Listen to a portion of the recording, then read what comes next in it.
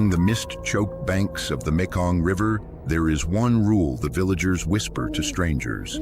If you see a lantern floating on the water after midnight, don't follow it. She is waiting. The elders never say her name out loud after sunset, afraid that calling it will draw her attention. But the children whisper it anyway, daring each other by the firelight. May Lang Yu, the serpent bride. The story begins in 1968, during a flood season so brutal the Mekong devoured entire farmlands. On the banks of Ban Sombat village, 17-year-old Chanthira prepared for her wedding. She was quiet and kind, with hair black as river silt and skin pale from years avoiding the sun. Her groom, Surasak, was the son of a wealthy merchant from Vientiane.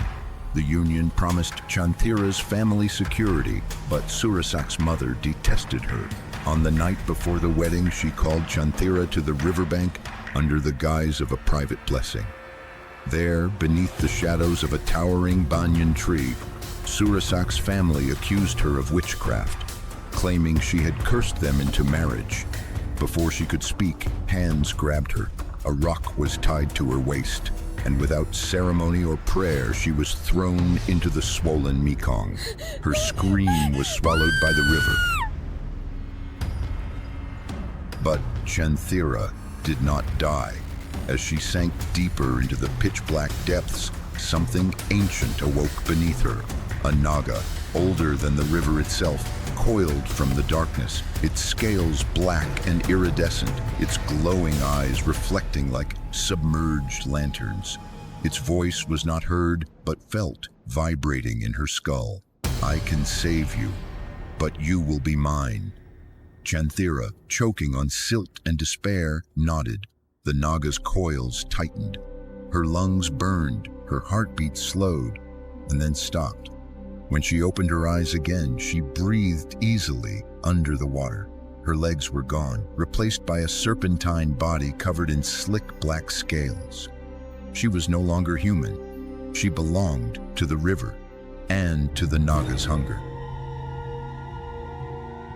Weeks later, Surasak's body washed up along the bank, his ribs crushed, his throat marked by jagged scale imprints. 3 more men disappeared that month, their bodies found days later, bloated and pale, each with long strands of black hair tangled around their necks. The elders gathered and prayed, leaving offerings of white lotus flowers at the water's edge, but the deaths continued. By the 6th month, Ban Sombat village was abandoned. Rumors spread across provinces. On foggy nights, villagers downstream saw a woman in a vibrant hand-woven silk dress, waist-deep in the Mekong, holding a paper lantern. Sometimes she wept, sometimes she sang, always she waited. In 1997, a young fisherman named Somchai arrived at Ban Sombat to take advantage of the empty fishing grounds. The elders warned him, if you hear humming on the river, go home. If you see a floating lantern, look away. And if a woman offers you a white lotus, never take it. Somchai laughed. He didn't believe in ghosts. On his 3rd night, while casting nets under a low-hanging mist, he heard humming, soft, melodic, carrying across the dark water. Then he saw her. A woman sat on a half-submerged rock mid-river, her long black hair dripping, her silk dress clinging to pale skin. "Are you lost?" he called. She said nothing. She raised a glowing paper lantern and gestured for him to follow. Against every warning, Somchai jumped from his boat. The river swallowed him up to his chest, ice cold and silent. The humming grew louder until it sounded like hundreds of voices singing beneath the water. The closer he came, the more distorted the melody became. Soft at first, then suddenly guttural, inhuman. He reached out for the lantern. That's when he saw her lower body. Where legs should have been, a massive serpentine tail coiled beneath the surface, its black scales glimmering faintly with strange, glowing veins. The lantern's flames snapped out. Somchai's scream echoed briefly, then was cut short. At dawn, his boat drifted ashore empty. Inside, they found wet strands of hair woven into the nets, and a single fresh white lotus resting in the hull. For decades, the missing men were presumed dead, but divers who explored the Mekong in 2004 discovered something horrifying. At the bottom of a deep channel, they found an ancient stone platform carved with serpents devouring men. Embedded into the riverbed were hundreds of human bones, some fused together by hardened silt.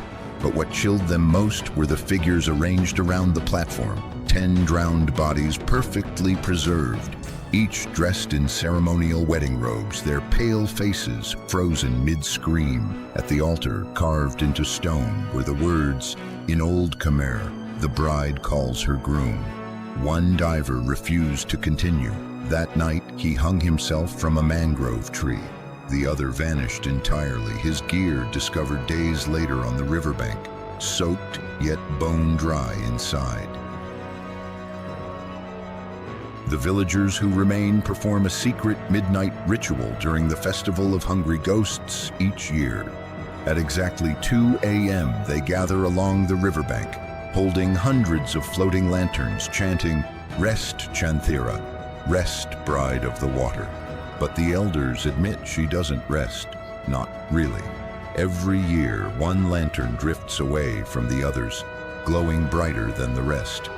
And every year, someone follows it. None of them are ever seen again.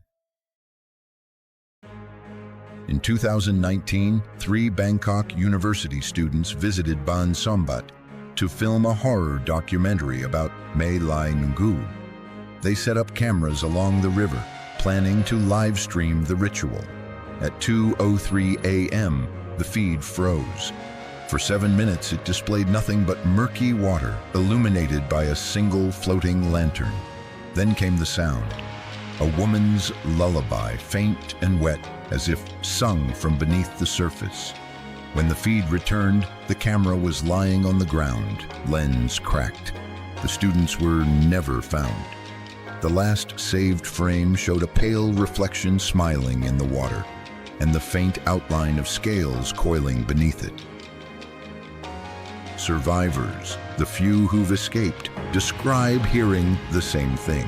Just before the lantern reaches them, just before the serpent tail breaks the surface, she whispers softly, "You came for me, my groom. Come below, come home." The Mekong carries more than silt and rainwater. It carries grief. It carries promises broken beneath banyan trees. And it carries Mae Lai Ngu waiting patiently for another groom. Stand on Ban Sombat's riverbank on a moonless night and you'll hear it. The faint humming of a lullaby, the flicker of a paper lantern on black water, and the soft ripple of scales breaking the surface. Do not follow the light. Do not take the lotus. Do not look for the bride, because she is already looking for you.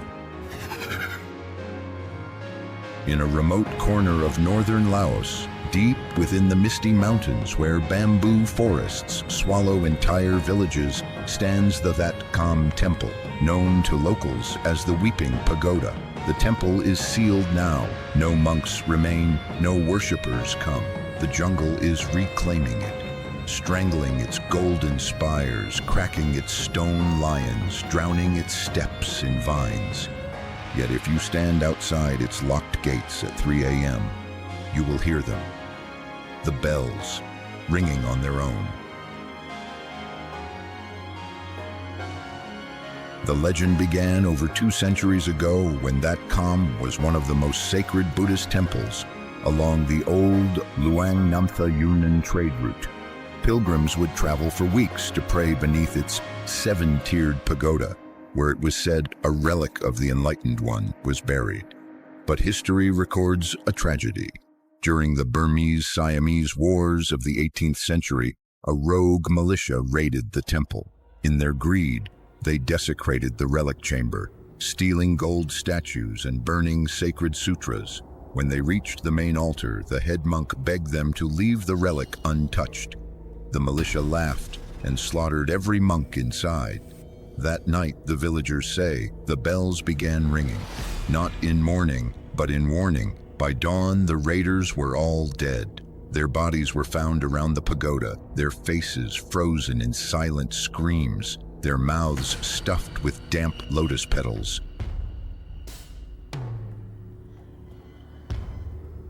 After the massacre, the temple was abandoned, but one young novice, Fra Kamlek, refused to leave. For 50 years, he lived alone inside that com, tending the altars, chanting sutras, and sweeping the fallen petals from the pagoda stairs. Villagers claimed his chants could be heard miles away at dusk. Then one morning, he was gone. In his place, they found a single saffron robe, folded neatly before the locked relic chamber. The bells above the pagoda rang violently that night, though no wind blew. Some villagers say Fra Kamlek became a guardian spirit. Others say he became part of the curse. In 2003, 4 anthropology students from Vientiane University, Dara, Somphon, Vieng, and Nalin, traveled to that Kam temple for their thesis on abandoned spiritual sites. The locals begged them not to go, but students are stubborn, and curiosity is louder than fear. They arrived by longboat, hiked 2 hours through tangled bamboo, and reached the pagoda by dusk. Vines crawled up its golden tiers, roots had burst through the stone, and the carved lions at the gate were broken, their faces worn smooth by time. Creepy, Nalin whispered, filming with her camcorder. Beautiful, Dara corrected. By nightfall, they had pitched tents near the pagoda steps, but none of them slept, because the bells rang, slowly, softly, like a heartbeat.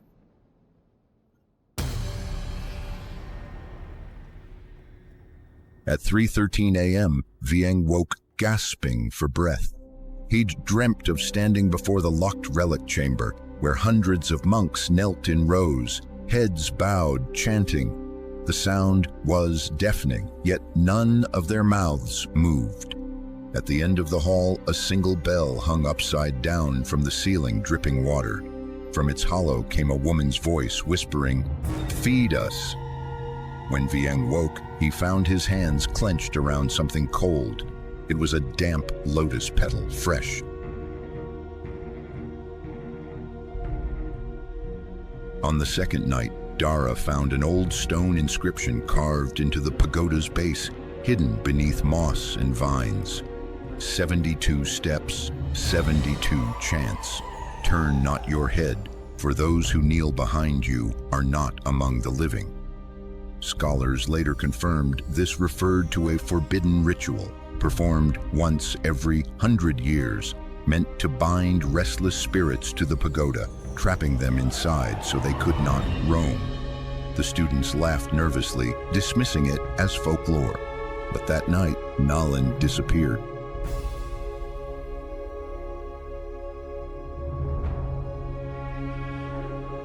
At dawn, her tent was empty. The ground outside was covered in wet footprints. Small, bare, as though belonging to children, the footprints led up the 72 steps of the pagoda and stopped at the locked relic chamber. They called her name until their voices broke. They searched the forest until sunset. By midnight, the bells began ringing again, and through the fog, they saw her, Nalin, standing at the top of the pagoda, hair loose, eyes blank, swaying slightly. Vieng ran toward her, but Dara grabbed his arm. "Look at her feet," Dara whispered. Nalin's feet didn't touch the ground. Desperate, Dara pried open the relic chamber using a crowbar from their jeep. Inside, the air was thick with incense and rot. Candles lined the walls, burned down to wax puddles long since hardened. And kneeling in neat, perfect rows were dozens of mummified monks, their skin stretched thin, their empty sockets facing the altar. At the far wall, a giant bronze bell hung from rusted chains. Water dripped steadily from its rim, splashing onto the stone floor, and beneath it, a carved inscription read, "When the bell tolls, the dead will pray." As if on cue, the bell began to ring. The monks moved.